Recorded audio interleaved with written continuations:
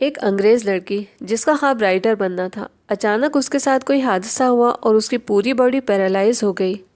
اس کے باوجود بھی اس نے ایک کتاب لکھی۔ وہ کیسے؟ اس کے صرف ہاتھ پیروں نے ہی کام کرنا بند نہیں کیا تھا، اب وہ بول بھی نہیں سکتی تھی، لیکن اپنی پلکیں اب بھی جھپکا لیتی تھی۔ اس کے فیملی ممبرز اس کے سامنے الفابیٹ لاتے اور جس کے لیے اسے ہاں کہنا ہوتا آنکھیں بند کر لیتی اور جس میں نہ کہنا ہوتا آنکھیں کھلی رکھتی۔ اس طرح اس کے فیملی ممبرز کو اس لڑکی کا جس الفابیٹ کے لیے اشارہ ملتا اسے نوٹ کر لیتے۔ اس طرح الفابیٹ کو جوڑ جوڑ کر پوری کتاب لکھ لی گئی۔ اس کتاب کا سب سے پہلا سینٹنس یہ تھا کہ ہمارے پاس جو کچھ بھی ہے وقت رہتے ہم اس کی قدر کر لیں۔ ہم پریشان کیوں رہتے ہیں؟ کیونکہ جو ہمارے پاس نہیں ہوتا اور جس کا ملنا بہت زیادہ ضروری بھی نہیں ہوتا، لیکن ہم اس کی تلاش میں اسے نظر انداز کرتے ہیں یا کبھی کبھی کھو بھی دیتے ہیں جو ہمارے پاس موجود تھا۔ کچھ پانے کی جدوجہد کئی بار نسلوں کو، سماج کو، یہاں تک کہ دیش کو برباد کرنے میں بھی اہم کردار نبھاتی ہے، کیونکہ یہ جدوجہد کئی بار انسان کو لالچ کے دلدل میں پھنسا دیتی ہے۔ پھر اس میں انسان اور کے پھیر میں پڑ جاتا ہے، اور اگر اس تلاش میں کوئی سیدھے راستے سے نہیں ہٹا تو وہی سب سے بڑا کامیاب انسان اور وہی بہت بڑا خوش نصیب ہے۔ لیکن آج کے دور میں ایسے لوگ کم ہی ہوتے ہیں۔ ہم اگر ایک لفظ قدر کو اپنی زندگی میں اتار لیں گے تو انشاءاللہ ہماری زندگی بہت خوشگوار ہو جائے گی اور رب کی خوشی حاصل کرنا بھی آسان ہو جائے گا۔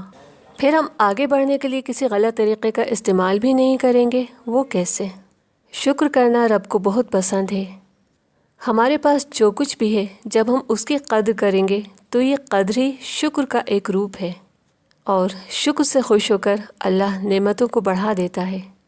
یہ بات الگ ہے کہ وہ نعمتیں ہمیں اسی زندگی میں بھی مل سکتی ہیں یا ہماری اگلی زندگی کے لیے جمع بھی ہو سکتی ہیں۔ جب ہم قدر کرنے کی عادت بنا لیں گے تو کوئی بھی کسی کے خون کا پیاسا نہیں ہوگا۔ یہ احساس دلوں میں آ جائے گا کہ یہ بھی اسی رب کا بندہ ہے جس نے مجھے بنایا۔ جب ہم خود اپنے ہاتھوں سے اپنا کوئی نقصان نہیں کر سکتے تو کسی دوسرے کا برا بھی کیوں چاہیں؟ ساتوں آسمان اور زمین اور جو لوگ اس زمین پر بستے ہیں سب رب کی کریشن ہیں۔ ہر کریشن اسی کو یاد کرتی ہے اور اپنے اپنے طریقے سے اسی رب کی عبادت بھی کرتی ہے۔ پھر کون سی چیز ایسی ہے جس سے ہم نفرت کریں؟ بس ہمیں اپنی سوچ بدلنے کی ضرورت ہے۔ جس دن ہم اپنی سوچ بدل لیں گے نا، تب ہماری زندگی میں جو بدلاؤ آئے گا ہم اس کا ابھی تصور بھی نہیں کر سکتے۔ جب ہم اپنا نظریہ بدلیں گے تب ہمیں اپنے کسی بہت امیر یا بہت پڑھے لکھے رشتہ دار سے زیادہ اپنے گھر آنے والے سوئپر کی قدر ہوگی۔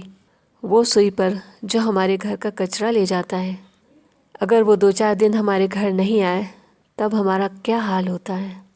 اس طرح سوئپر ہماری زندگی میں کئی رشتہ داروں سے زیادہ اہمیت رکھتا ہے۔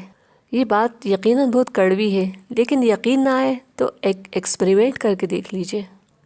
کسی قریبی رشتہ دار سے فون پر کہہ کر دیکھیے کہ 2-3 دن سے ہمارے گھر کا سوئپر نہیں آیا، ذرا آپ ہمارے گھر آ کر ہمارا کچرا پھینک دیجئے۔ پھر اس کا انجام دیکھ لیجئے گا، باقی باتیں خود ہی سمجھ میں آ جائیں گی۔ رب کہتا ہے جو تم پر احسان کرے تم اس پر احسان کرو۔ تو بھلا رب کی کون سی کریشن ایسی ہے جو ہم پر احسان نہیں کرتی؟ رب کی ہر کریشن رب کے حکم سے ہم پر احسان کرتی ہے۔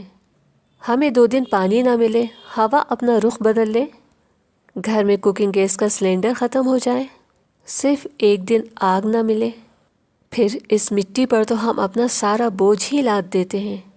پھر بھی جب رب حکم کرتا ہے تو زمین بھی اپنی سختی بھلا دیتی ہے اور ایک نازک سے انکر کو زمین سے باہر نکلنے کے لیے اپنی چھاتی چیر دیتی ہے۔ وہ انکر ہی پیڑ بن جاتا ہے، ہم خوب مزے سے پھل اور سبزی کھاتے ہیں۔